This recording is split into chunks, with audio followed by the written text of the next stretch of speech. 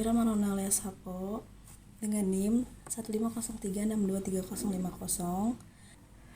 akan memaparkan hasil review artikel dengan judul Evaluasi Program Praktik Kerja Industri pada SMK menggunakan model CIPP oleh Hendy Firdaus dan Nurul Arya Andriani yang dipublish pada tahun 2022. Tugas mereview jurnal ini dibuat untuk memenuhi tugas individu dari mata kuliah evaluasi pembelajaran yang diampu oleh Profesor Dr. Yan Arthur MPD. Latar belakang kebutuhan dari penelitian ini adalah adanya ketidaksesuaian antara kompetensi lulusan SMK dengan kebutuhan dunia industri. Meskipun SMK bertujuan mencetak lulusan yang siap kerja, nyatanya banyak lulusan yang belum mampu bersaing di dunia kerja. Oleh karena itu, pemerintah menerapkan program praktek kerja industri atau yang biasa disebut adalah Prakering. Namun, secara pelaksanaannya masih jarang dievaluasi secara menyeluruh. Bisa disimpulkan bahwasannya penelitian ini bertujuan untuk mengevaluasi efektivitas pelaksanaan Prakering di SMKN 4 Kota Serang dengan menggunakan pendekatan model CIPP. Evaluasi ini sendiri dilakukan agar pelaksanaan Prakering bisa memberikan manfaat maksimal dalam meningkatkan kompetensi siswa. Berikutnya yaitu ada metode penelitian. Penelitian ini menggunakan metode yaitu Max Method. Max Method merupakan gabungan pendekatan antara kualitatif dengan kuantitatif. Adapun respondennya dari penelitian ini yaitu 40 siswa kelas 11 jurusan otomotif, Wakahubin, Kepala Program Keahlian, dan Perwakilan Industri. Instrumen yang digunakan yaitu adalah angket, wawancara, observasi langsung ke tempat Prakering, serta studi dokumentasi. Baik, di awal tadi sudah saya katakan bahwasannya tujuan dari artikel ini menggunakan pendekatan model CIPP. Nah, apa sih itu CIPP? Menurut Tarikuto dan Jabar, pada tahun 2007, CIPP merupakan model evaluasi yang memandang program yang dievaluasi sebagai sebuah sistem komponen, yaitu konteks, input, proses, dan produk. Konteks untuk menilai tujuan dan latar belakang program. Input untuk menilai kesiapan dan sumber daya dukung. Input untuk menilai kesiapan dan sumber daya dukung, proses untuk menilai pelaksanaan kegiatan, dan yang terakhir produk untuk menilai hasil atau dampak program terhadap siswa. CIPP ini bersifat improvement oriented atau perbaikan, bukan hanya sekedar menilai. Berdasarkan dengan komponen utama yang dibahas sebelumnya, bahwasannya dari masing-masing komponen tersebut memiliki penjelasan lebih lanjut. Komponen yang pertama yaitu konteks. Konteks itu digunakan untuk mengevaluasi latar belakang, kebutuhan, serta kesesuaian kurikulum dan lingkungan industri dengan tujuan program. Lalu komponen input mencakup kesiapan siswa, materi pembekalan dari sekolah dan industri, serta realisasi kurikulum sebagai fondasi awal siswa. Lalu yang ketiga yaitu adalah komponen proses. Komponen proses ini berfokus pada pelaksanaan kegiatan di lapangan seperti keterlibatan siswa dalam industri, monitoring dari sekolah, serta kemampuan siswa dalam bekerja sama dan menyelesaikan masalah. Lalu yang terakhir atau yang keempat itu ada komponen produk untuk mengevaluasi hasil atau dampak dari program, khususnya peningkatan kompetensi siswa, baik dalam keterampilan teknis maupun soft skill. Bahasan berikutnya yaitu adalah tahapan. Tahapan dan evaluasi model CIPP berdasarkan isi dari artikel dilakukan secara berurutan dan sistematis. Yang pertama itu adalah evaluasi konteks atau konteks evaluation.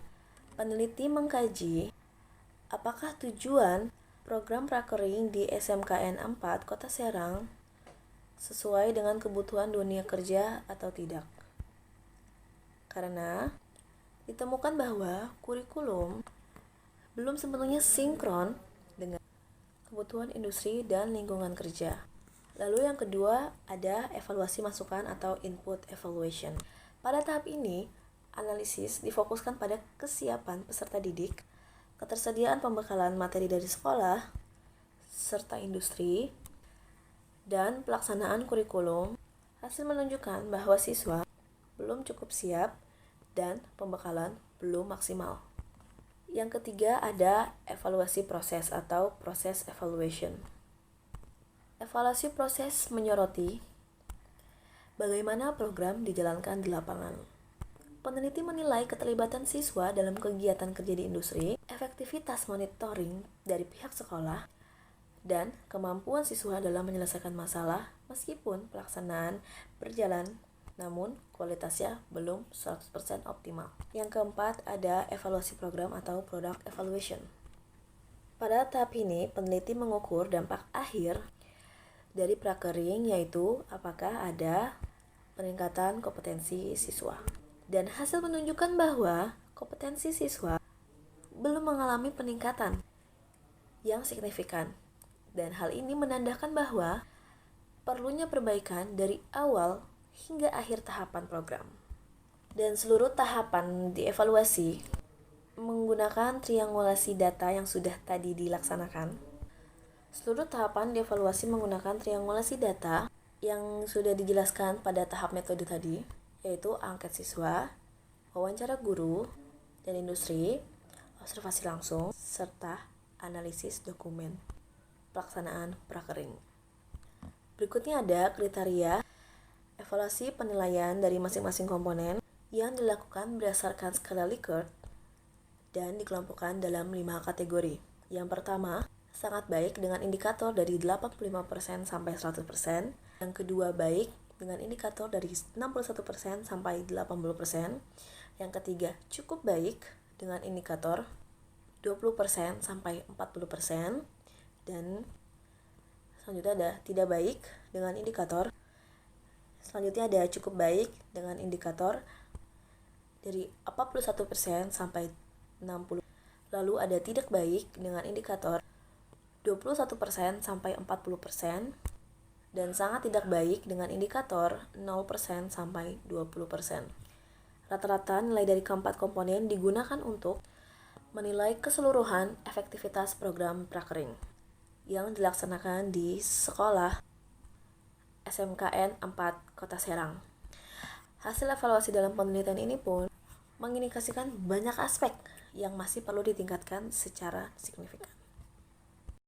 Kita next ke hasil evaluasi. Untuk konteks, hasil evaluasi aspek konteks sendiri memperoleh skor 29%, termasuk kategori yang tidak baik. Artinya, tujuan program, kurikulum, dan lingkungan industri belum dirancang dan dipilih secara tepat untuk pendukung keberhasilan prakering. Lalu berikutnya ada hasil evaluasi dari input. Evaluasi input mendapatkan skor 33% dan ini juga dalam kategori tidak baik. Kesiapan siswa dan pembekalan dari sekolah serta industri masih rendah, menyebabkan siswa kurang cukup untuk siap menghadapi dunia kerja secara langsung. Berikutnya ada hasil evaluasi dari proses yang memperoleh skor 50%. Dan ini tergolong cukup baik. Ini hasil dari monitoring guru dan keterlibatan siswa di lapangan sudah cukup baik, meskipun belum optimal. Lalu yang terakhir ada hasil evaluasi dari produk. Memperoleh skor 33%. Kembali lagi, ini termasuk kategori tidak baik. Dari hasil tadi menunjukkan bahwa pelaksanaan prakering belum mampu menghasilkan peningkatan kompetensi yang signifikan bagi siswa. Maka dari itu, kesimpulan secara keseluruhan, rata-rata skor dari keempat komponen ialah 36%, adalah 36,25%. yang termasuk dalam kategori tidak baik. Hal ini menunjukkan program prakering di SMKN 4 Kota Serang masih perlu banyak perbaikan, terutama dari sisi tujuan, persiapan, dan hasil capaian siswa. Rekomendasi akan saya jelaskan dalam 2 tahap. Pertama, tahap rekomendasi dari peneliti. Yang kedua, rekomendasi dari saya sendiri. Adapun rekomendasi dari para peneliti, antara lain yang pertama, tujuan program dari prakering ini harus diperjelas dan diselaraskan dengan kebutuhan industri. Kedua, pembekalan siswa harus lebih lengkap dan kontekstual. Lalu, perlu perubahan pola pikir siswa bahwa prakering adalah kesempatan belajar, bukan sekedar kewajiban. Lalu, ada monitoring oleh pembimbing harus lebih intensif. Sosialisasi sekolah tentang pentingnya prakering, kolaborasi yang erat dengan dunia industri, termasuk mendatangkan ahli dari industri. Rekomendasi dari saya sendiri, bahwasannya sekolah sudah harus mengupdate dan mengevaluasi mengenai program prakering ini agar supaya siswa dari SMKN 4 Kota Serang dapat mengikuti prakering bukan hanya sekedar untuk pengalaman, namun mereka juga mendapatkan pembelajaran tentang bagaimana ketika di dunia kerja itu, terutama jika itu berhubungan dengan kejuruan yang diampu. Dan juga agar supaya sekolah dapat memperluas koneksi dengan beberapa dunia kerja yang lebih luas dan lebih kompleks, agar supaya siswa bisa mendapatkan pengalaman yang jauh lebih baik, dan nantinya ilmu-ilmu yang didapatkan bisa diterapkan ketika mereka sudah masuk dunia kerja yang beneran. Seperti itu. Untuk penutup dari pemaparan kali ini, saya akan memberikan kesimpulan, yaitu evaluasi menggunakan model CIPP sangat bermanfaat untuk menilai dan memperbaiki program prakering yang ada pada sekolah SMK Negeri 4 Kota Serang. Melalui 4 tahapan evaluasi, kita bisa mengetahui dengan detail aspek mana yang perlu diperkuat agar lulusan SMK bisa benar-benar siap di dunia kerja. Terima kasih atas perhatian Bapak dan teman-teman semua yang sudah menonton video ini. Kurang lebihnya mohon maaf. Wassalamualaikum warahmatullahi wabarakatuh.